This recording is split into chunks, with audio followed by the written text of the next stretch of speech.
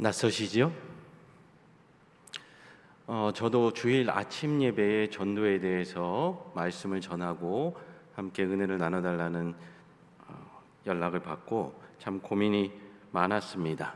주로 오후 예배에 이렇게 불러주시는데 오전 예배의 귀한 자리를 내주신 것, 또 불러주신 우리 명지대학교의 모든 성도님과 목사님에게 감사의 마음을 먼저 전합니다. 여러분, 오늘 여러분 표정과 제 표정이 다른 거 아세요? 여러분은 교회에 오셨고 저는 말씀 전하러 왔습니다. 상황이 다르다라는 거죠. 어떻게 다르느냐?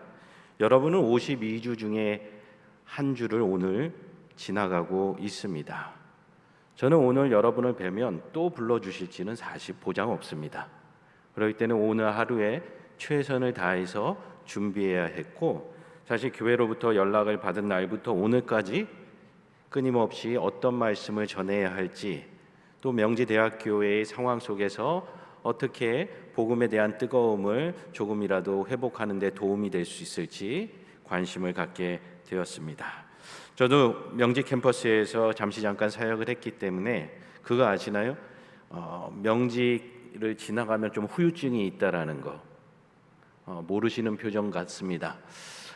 이제 명지 캠퍼스를 떠난 다음에 또 다른 대학, 또 다른 교회에서 주님의 이름으로 섬기다가 종종 마을에서 MG라는 간판을 보게 됩니다.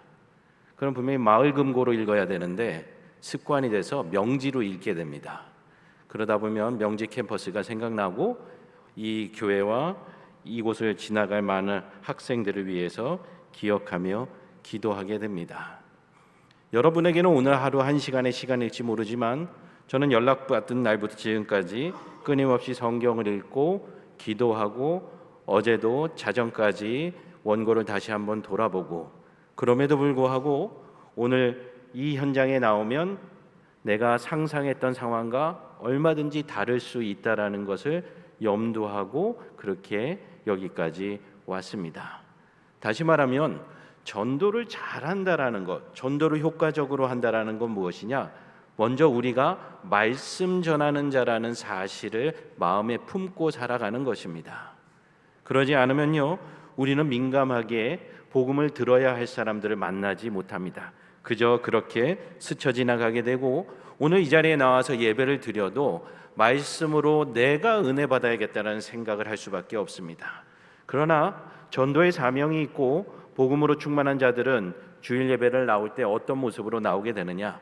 지난 한 주간 동안 복음을 전하려 했으나 여러 가지 도전과 질문이 있었기 때문에 그 질문에 대한 하나님의 응답을 말씀을 통하여 받기 원하는 마음으로 나와야 하는 것이 전도자의 사명이라는 거죠. 오늘 본문 말씀을 보시면, 오늘 본문 말씀은 예수님께서 제자들을 부르시는 현장입니다. 그런데 오늘 말씀 바로 앞을 여러분이 가정에 돌아가셔서 꼭 읽어보실 필요가 있는데요, 바로 앞에는 예수께서 갈릴리에 오셔서 처음으로 공생의 사역을 시작하십니다. 그리고 회개하라, 천국이 가까웠느니라 라고 선포하시게 됩니다. 우리는 흔히 노방전도를 나가서 예수님의 첫 사역처럼 말씀을 선포하면 그들이 깨닫고 주의 품으로 돌아오고 교회로 나올 거라는 우리도 모르는 사이에 그런 공식을 정해놓고 삽니다. 그러나 성경을 아무리 찾아봐도 심지어 예수님께서 복음을 선포하셨을 때에도 그들이 몰려들었다라는 기록은 찾아볼 수가 없습니다. 어느 순간 우리는 그러한 상상을 하며 전도의 행위와 프로그램도 결정하고 있습니다. 놀랍게도 오늘 성경 본문은요, 예수께서 말씀을 선포하신 직후에 하신 일이 무엇이냐? 갈릴리 바다로 나아가셔서 제자 삼으셨다라는 것입니다. 많은 자들에게 복음을 선포했지만 그 가운데에 갈릴리 바다 어부들, 어떻게 보면 그 사회에서 각광받고 주목받는 자들이 아니라 그저 일용직으로 살아가거나 낮은 직업의 신분을 가지고 살아가는, 심지어 이스라엘 전체가 로마 제국의 식민지였던 시절입니다. 그런 그들을 제자로 택하시고 부르셨다라는 것이죠. 어떻게 상상해보면 예수님은 삼위일체 하나님이시기 때문에 신비한 능력으로 말씀만 선포하셔도 사람들이 예수님을 믿고 따르면 얼마나 좋겠습니까? 그러나 예수께서 그렇게 하지 않으셨다는 것은 바로 예수께서 사랑의 관계를 요구하셨다라는 것을 통해 알 수 있습니다. 갈릴리 바다의 어부들도 여러 가지 종류가 있습니다. 오늘 본문에는 두 번의 부르심이 나오는데 아마도 베드로와 그 형제 안드레는 일용직이나 늘 일하는 고용인이었던 것 같습니다. 그래서 뒤에 나오는 세베대의 아들 야고보와 요한과는 조금 다르게 그물만 내려놓고 예수를 따라가게 됩니다. 이처럼 하루하루 벌어 사는 노동하는 어부들도 있었습니다. 또 다르게 세베대의 아들 야고보와 요한처럼 아버지와 배와 그물을 버려두고 쫓아가는 제자도 있었습니다. 예수님의 제자의 그룹, 여러분이 잘 알다시피 어부들만 있었던 것도 아닐 것입니다. 오늘 말씀을 통해서 우리가 알 수 있는 것은 우리가 다양한 모습으로 부름을 받았다라는 사실입니다. 오늘 여기 앉아 계신 분들도 각자의 가정의 환경이 다르고 개인의 역사가 다르고 오늘 이 예배의 자리를 지키는 그 마음과 갈급함도 다 다를 것입니다. 우열을 얘기하는 것이 아니라 하나님께서는 우리 모두를 부르셔서 하나님의 일꾼으로 복음 증거자로 삼기 원하신다라는 것이죠. 일용직 어부는요, 하루하루 사는 것이 쉽지 않았을 것입니다. 그저 그렇게 가족을 먹여 살리는 걸로 끝나지 않습니다. 식민 시대를 살아가고 있기 때문에 헤롯 안티파스에게 과중한 세금까지 내야 하기 때문에 삶에 허덕이는 사람이었습니다.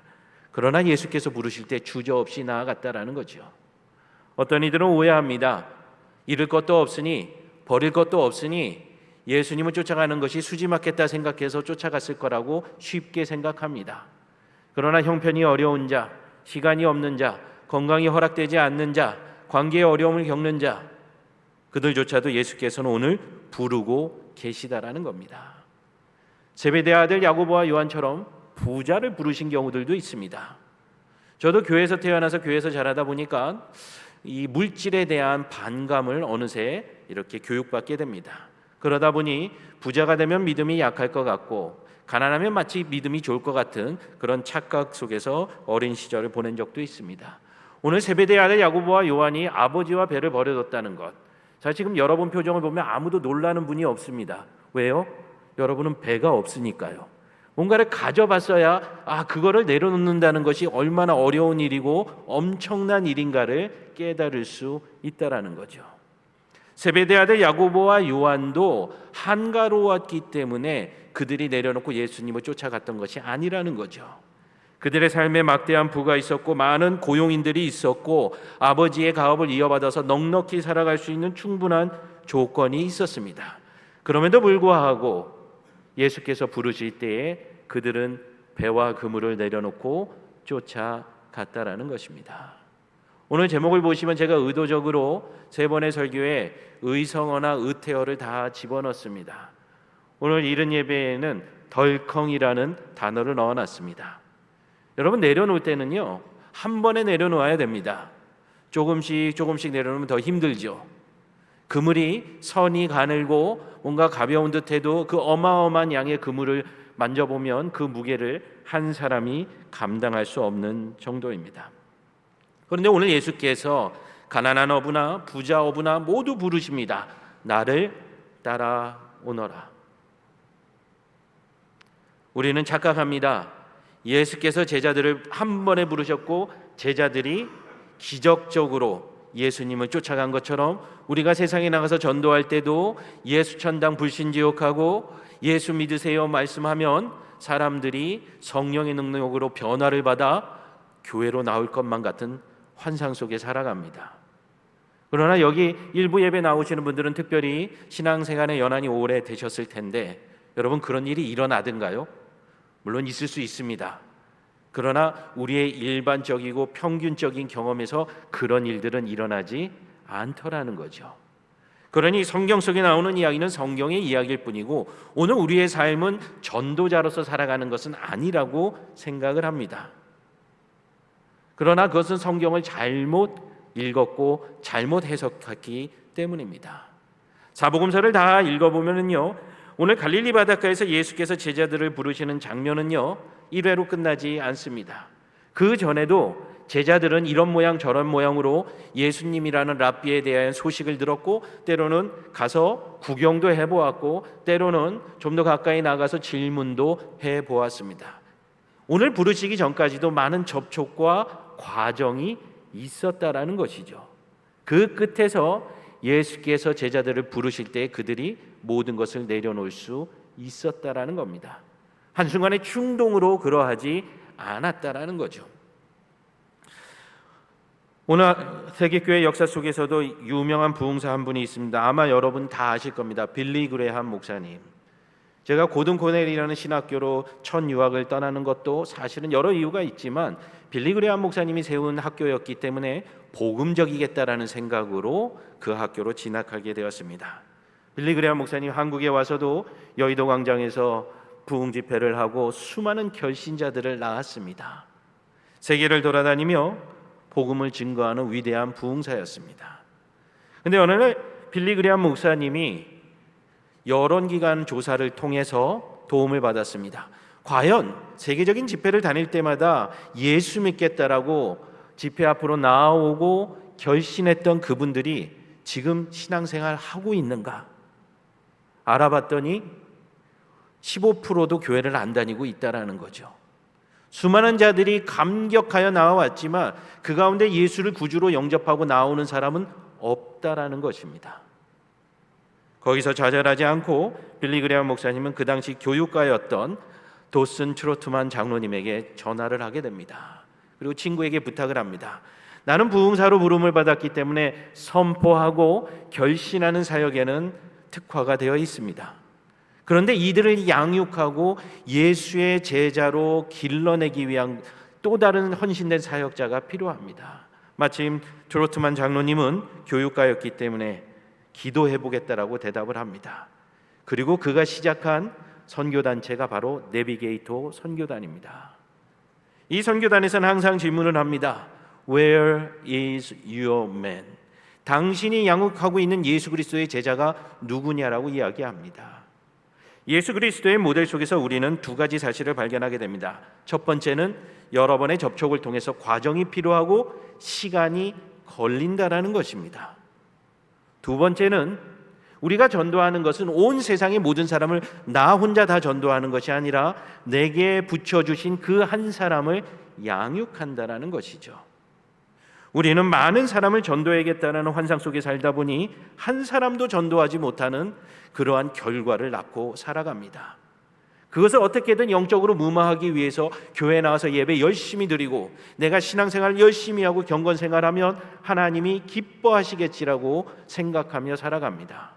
솔직히 말하면 우리는 성경을 이용했을 뿐 성경대로 살아가지 못했던 것입니다.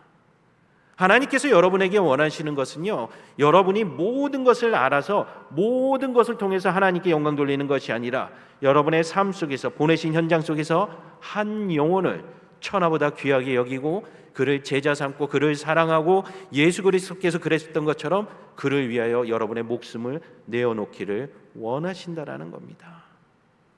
그곳에 하나님이 역사하고 일하고 계시다는 사실을 우리는 기억할 필요가 있습니다. 한 사람만 해가지고 될까요, 목사님? 되고도 남습니다. 우리의 가족 관계를 보면 쉽게 알 수 있습니다. 한 부부가 자녀를 100명 낳으려고 그러면 모두가 웃을 겁니다. 불가능하다라고 생각할 겁니다. 몇 명의 자녀를 낳고 그들을 건강하게 그리고 그들이 다시 아름다운 가정을 이루고 손주 손녀를 낳을 수 있도록 양육한다라면 대대손손 이어가면서 100명은 무엇입니까? 1000명, 10,000명, 수십만 명, 수백만 명에 이르게 될 것입니다. 한 영혼이 천하보다 귀한 이유는 그것입니다. 생명의 원리가 있기 때문이죠. 오늘도 여러분의 삶으로 다시 예배를 드리고 돌아갈 때에 여러분을 지나가는 잃어버린 양들이 분명히 있을 것입니다. 우리가 복음 전파자의 사명으로 부름을 받았고 따르라고 들었다라면 우리의 눈을 밝히 뜨고 그들을 찾아야 될 것이고 그들을 위하여 시간이 걸리더라도 어린아이를 길러내서 양육하여 출가하기까지 30년 때로는 40년의 시간이 걸리는 것처럼 헌신하고 생명을 줄 수 있다라면 하나님의 부흥은 상상 속의 일이 아니라 오늘 우리의 삶 속에 일어나는 현실이 될 줄로 믿습니다. 여러분의 예수님의 방법은 분명합니다. 그물을 덜컹하고 내려놔야 된다는 거죠. 여러분이 잘 아는 말씀이 있죠. 나를 따라오려거든 무엇을 해야 됩니까? 날마다 자기를 부인해야 됩니다.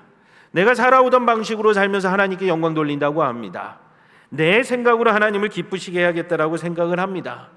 그러나 하나님은 예수 그리스도의 사역을 통하여 우리에게 하나님의 방법을 말씀해주고 있다라는 거죠. 오늘 교회 광고도 보니까 전도 교육도 받고 있고요. 또 오늘 이 주일 예배처럼 말씀을 통하여 복음 전파에 대한 이야기를 듣습니다. 우리가 살아가는 것을 모르기 때문에 말씀을 듣는 것이 아닙니다. 하나님 말씀대로 살아가고 복음을 나누고 증거하기 위하여 여러분 우리는 뜨겁게 하나님의 말씀을 사모하고 훈련받아야 합니다. 왜요? 그물을 내려놓는 것이 너무나도 어렵기 때문입니다. 예수께서도 말씀하십니다. 자기를 부인하고 날마다 자기 십자가를 지고 나를 쫓으라고 합니다. 이제는 너의 방식을 내려놓고 예수 그리스도의 방식으로 살아보라고 우리에게 명령하고 있다라는 거죠. 아마 오늘도 설교 말씀을 듣고 앞에 서 있는 제가 시원치 않아서 아이고 가을이 됐구나, 전도할 때가 됐구나 생각을 하며 돌아가시고 또 다음 주에는 지난주에 무슨 일이 있었나 하고 이 자리를 채우실지 모르겠습니다. 어쩌면 오늘 이 시간이 다시 한번 갈릴리 바닷가에 오신 예수님께서 우리를 부르시는 기회일 수도 있습니다. 성도 여러분, 여러분의 삶의 그물을 내려놓으십시오. 여러분을 지탱하고 있던 성경 밖의 원리들을 내려놓으십시오. 그리고 날마다 예수 그리스도의 십자가를 지고 쫓아가십시오. 예수 그리스도의 12제자의 후일담을 잘 아시지 않습니까? 사도 요한을 제외하고 11명의 제자는요 십자가에 달려 죽었습니다. 얼마나 슬프고 비참한 일입니까? 그러나 전혀 그렇지 않습니다. 11명은 죽어가며 기뻐했습니다. 예수께서 나를 처음 만나주셔서 나를 따라오라 말씀하셨던 그 말씀이 그들의 이 땅의 마지막 순간까지 지켜졌기 때문입니다. 아마 그들은 큰 소리로 또 마음으로 할렐루야 찬송하며 죽어갔을 겁니다. 주님, 나는 주님을 따라갔습니다. 내 방식대로 하나님께 영광 돌린 것이 아니라 가이사랴 빌립보에서 주님께 주는 그리스도시요 살아계신 하나님의 아들입니다 멋지게 고백한 듯 했지만 주님께서 꾸짖을 때는 섭섭했지만 세상의 방법이 아닌 십자가의 방법이 주님이 원하시는 방법이요 세상을 복음으로 채우는 방식이라는 것을 이제야 깨닫습니다. 여러분, 십자가를 지십시오. 그 십자가는 괴롭고 무겁고 슬픈 길이 아닙니다. 그건 세상 사람들이 보는 관점입니다. 오늘 세상의 많은 교회들이 그 아름다운 많은 상징을 놔두고 왜 십자가를 달고 있습니까? 이 십자가에 능력이 있기 때문입니다. 이 십자가를 지고 간 사람들은 압니다. 그 길이 얼마나 행복하고 기쁜 일인지. 여러분에게도 그 기쁨과 즐거움이 함께 하시기를 바랍니다. 오늘 특별히 이 말씀을 통하여 우리가 또 하나 기억해야 될 것은 예수님의 관점입니다. 예수님께 찾아오셔서 나를 따라올래? 하나님 나라를 기대해 볼래? 이렇게 얘기하셨을 수도 있습니다. 그러나 더 구체적으로 뭐라고 얘기하시냐면 사람을 낚는 어부라고 이야기하십니다. 아마 여러분은 그냥 읽어만 보셔도 다 이해하실 말씀입니다. 그렇지, 베드로와 안드레, 세베대의 아들 야고보와 요한, 그들 모두가 어부였으니까 그들이 이해할 수 있도록 아마 사람 낚는 어부가 되게 하겠다라고 예수님이 참 지혜롭게 말씀하신 거겠지. 맞습니다. 우리 한 사람에게 주어진 삶의 현장들이 있습니다. 목회자들이 앞에서 단에서 많은 대중을 향하여 하는 설교 방식으로는 복음을 전할 수 없습니다. 훈련은 가능할지 몰라도 여러분의 삶의 현장을 목사님들처럼 흉내낸다고 해서 복음이 전해지지 않습니다. 왜요? 다 다르고 다양하니까요. 어떤 사람은 사업가로, 어떤 사람은 교육가로, 어떤 사람은 일용직 노동자로, 어떤 사람은 파트타임으로, 아르바이트로, 학생으로, 어린아이로, 청년으로, 노인으로 여러 가지 모양으로 우리를 부르셨습니다. 그러면 여러분 세상에서 어떤 모습으로 살아가야 하겠습니까? 하나님께서 오늘도 여러분의 마음에 그 말씀을 주시고 여러분이 사람 낚는 어부처럼 세상 가운데 능력 가운데 살아가기를 주의 이름으로 축원합니다. 저는 신대원에서 가르치고 있습니다. 오늘 목사님 소개해 주실 때도 저의 학력을 얘기해 주셨잖아요. 여러분은 저를 모르는데도 지금 잘 들어주고 계시잖아요. 왜요? 우리는 모종의 사회적 계약이 있기 때문입니다. 그리고 목사이고 그리고 박사학위 정도 받으면 우리가 인정해 주자라는 약속이 있는 거죠. 근데 실상 여러분이 세상을 향하여 나아가서 복음을 전할 때 그러한 약속이 지켜지고 있고 보장되고 있습니까? 저도요, 믿지 않는 분들을 만납니다. 때로는 복음을 전하기 위하여 교수님들이 모여있는 술자리에도 갑니다. 물론 마시진 않습니다. 그분들도 제가 목사인 줄 다 압니다. 그래도 가서 유쾌하게 이야기하고 같이 어울리면 다음에도 꼭 다시 와달라고 오히려 초청을 해줍니다. 그들의 즐거움을 방해하진 않기 때문이죠. 그러나 그들과 함께함을 통해서 제가 무엇을 할 수 있을까 생각을 해봅니다. 그런데 재미난 현상이 있습니다. 교회 안에서는 목사이고 또 신학 박사이면 많은 분들이 들어주고 집중해주고 인정해줍니다. 그러나 믿지 않는 사람들 사이에 가서 목사라고 그러면요, 얼마나 불쌍하게 보는지 모릅니다. 어쩌다가 목사가 돼가지고 세상의 즐거움도 모르고 또 형편도 넉넉하지 않을 테고, 그래서 제가 홧김에는 아니고 항상 기회가 되면 제가 술집도 결제를 합니다. 물론 여러분이 생각하는 과한 술집은 아닙니다. 식사를 하면서 그런 장소이죠. 그러면 다 웃습니다. 아유, 목사님이 술집 결제하고 명세서에 술집 나오면 어떡합니까? 괜찮습니다. 제가 마신 것도 아닌데.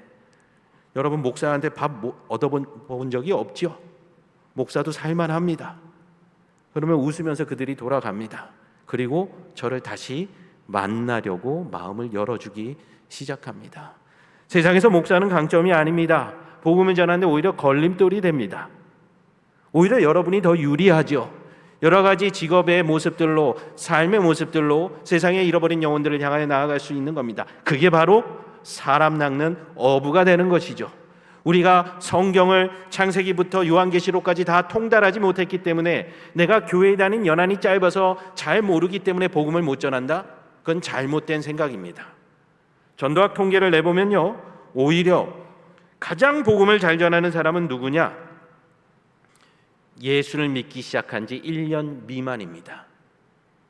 여러분, 다 마음속으로 떠올려 보십시오. 여러분 주변에 전도할 만한 사람들 많이 있으십니까? 아마 별로 없을 겁니다. 교우관계가 다 집사님, 장로님, 목사님, 다 다른 교회 친구들일 겁니다. 그러나 예수 믿은 지 1년 미만 된 사람들은 어떨까요?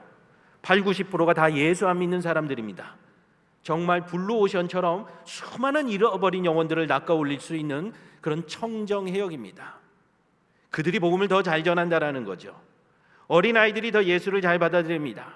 그래서 이슬람과 특정 국가들에서는 나라에서 법으로 전하기를 18세 이전에는 선교를 못하도록 금지해놨습니다. 그들도 아는 것입니다. 나이가 들고 갖추어지고 무언가를 누리기 시작하면 복음을 전하는 데 오히려 장애물이 됩니다. 그러나 아쉽게도 우리는 반대로 생각하죠.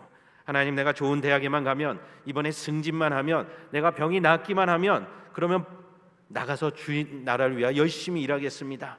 이번에 이 건물만 잘 팔리면 이제 빨리 은퇴해가지고 주님 일 하겠습니다. 그거는 우리의 생각입니다. 우리의 그물입니다. 우리의 방식으로 하나님을 섬기겠다라고 말하는 것이죠. 하나님은 오늘 우리를 부르십니다. 너 손에 쥐고 있는 그 그물을 내려놓으라고, 너의 방식을 내려놓으라는 겁니다. 저도 주일 아침 예배 설교를 3번 해달라는 이야기를 듣고 3번이면 똑같은 원고를 하면 되겠지라는 전형적인 그물을 붙잡고 있었습니다. 어제도 자정까지 원고를 다듬으면서 내가 왜 3번을 다르게 하겠다라고 욕심을 부려서 후회를 하면서 늦은 시간까지 원고를 들여다봤습니다. 그러나 다 의도가 있고 뜻이 있습니다. 이제 2부 3부에는 여러분 안 들어오시겠죠? 2부 3부에는 이렇게 딱딱하게 안 합니다. 1부 예배에 오시는 분들은요, 삶에 열심이 있고 교회에 대한 열심이 있는 분들입니다. 우리 찬양대도 마찬가지죠. 일부 찬양대는 새벽부터 나와서 목을 풀려도 잘 풀리지 않습니다. 음악적인 수준을 따질 봉사의 자리가 아닌 거죠. 그럼에도 와서 섬기고 계시다라는 겁니다. 제가 이렇게 3번을 다르게 하는 이유는 의도적입니다. 여러분의 삶의 수만큼 하나님의 나라의 확장을 주님은 기다리고 계신다라는 거예요. 삶의 어부만 있는 것이 아니라 삶의 편의점을 하는 사람도 있고, 사람을 낚는 교사가 되는 사람도 있고, 사람을 낚는 장사하는 분들도 있고, 사람을 낚는 어린아이도 있고, 사람을 낚는 가정주부도 있고, 사람을 낚는 은퇴한 어르신도 있다라는 것입니다. 오늘 주님이 우리를 부르십니다. 그리고 우리가 그 말씀에 순종할 때 주님께서 우리에게 모든 것을 채워주시겠다라고 말합니다. 우리는 즉시 그물을 내려놓고 이제는 예수 그리스도를 쫓아야 할 때입니다. 사도 바울은 이야기합니다. 나는 비천에 처할 줄도 알고 풍부에 처할 줄도 알아 모든 일 곧 배부름과 배고픔과 궁핍에도 처할 줄 아는 일체의 비결을 배웠노라. 사도 바울은 신학 박사입니다. 유력한 유대 가문의 사람입니다. 오늘말로 하면 유명한 종교 지도자가 될 수 있습니다. 그러나 그가 고백합니다. 비천에 처할 줄도 알고 죽음의 상황 속에 갈 줄도 압니다. 왜요? 일체의 비결을 알기 때문이죠. 그리고 바로 이어서 그 다음 절에 여러분이 잘 아는 말씀을 선포합니다. 내게 능력 주시는 자 안에서 내가 모든 일을 할 수 있느니라. 할렐루야. 여러분, 그 능력은 여러분의 삶의 성공을 위해서 주어지는 것이 아닙니다. 부름받은 현장 가운데 예수 그리스도의 십자가를 지고 쫓아갈 때에 여러분을 통하여 하나님께서 능력을 베푸시고 성령 충만하게 하시고 하나님의 일들을 이루게 하실 줄로 믿습니다. 제가 이런 설교를 한두 번 했을까요? 수많은 교회를 다닙니다. 좀 외람된 얘기지만 여러분 운이 좋으신 겁니다. 제 9월, 10월 일정이 다 차 있는데 목사님 전화 주실 때 딱 오늘만 비어 있었습니다. 그리고 명지대학교 연락 다음에도 몇 교회가 연락 더 왔는데 죄송합니다. 일정이 겹쳐서 섬길 수가 없겠습니다 하고 양해를 구했습니다. 수많은 설교를 하고 돌아다니면서 자괴감이 듭니다. 복음 전하자라고 이야기하고 전도학적으로 얘기하고 그리고 떠나온 교회들이 변화되고 날마다 주님을 믿는 자들의 수가 더해졌다는 소식은 들려오지 않습니다. 왜요? 저와 여러분은 지속적인 관계가 없기 때문이죠. 그러나 여러분은 삶 속에서 지속적인 관계를 이웃들과 이어갈 수 있습니다. 저는 그럴지 몰라도 여러분은 훌륭한 복음 전파자로서 여러분의 삶 속에서 얼마든지 사랑하고 나눌 수 있습니다. 저는 양복 입고 와서 높은 단에 서서 어쩌면 잘난 체하며 설교하고 있을지 모르지만 여러분은 편한 옷을 입고 이웃들에게 김치 한 그릇 들고 가고 과자 하나 들고 가서도 얼마든지 이야기를 나누고 그들의 벗이 되어줄 수 있고 그들에게 그리스도의 사랑을 전할 수 있을 것입니다. 마지막으로 한 가지만 더 말씀드리고 말씀을 맺습니다. 교회마다 전도의 달란트를 가진 분들이 있습니다. 성격도 외향적이고 언변도 수려하고 몇 프로 정도 될까요? 통계를 내보니까 보통 교회마다 10%에서 15% 정도가 그런 은사가 있습니다. 저를 가르쳐 주신 선생님께서 이 얘기를 하시면서 어떻게 생각하냐고 묻습니다.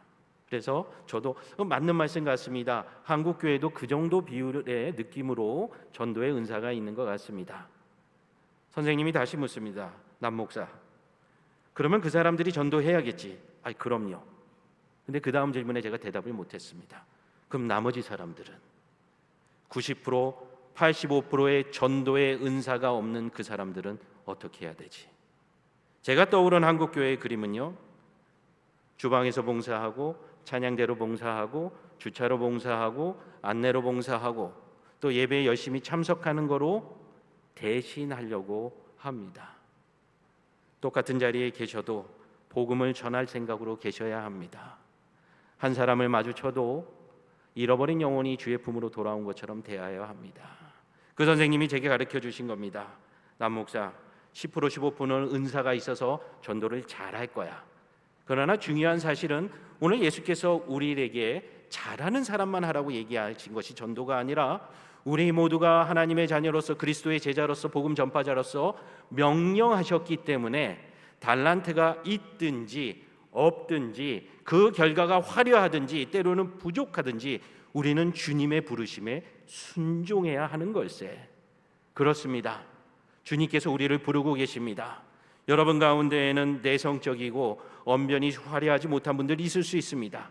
그러나 중요한 것은 무엇입니까? 오직 성령이 우리에게 임하시면 우리는 주님의 부르심에 순종하며 우리의 삶의 선교사로 나아가야 할 것입니다.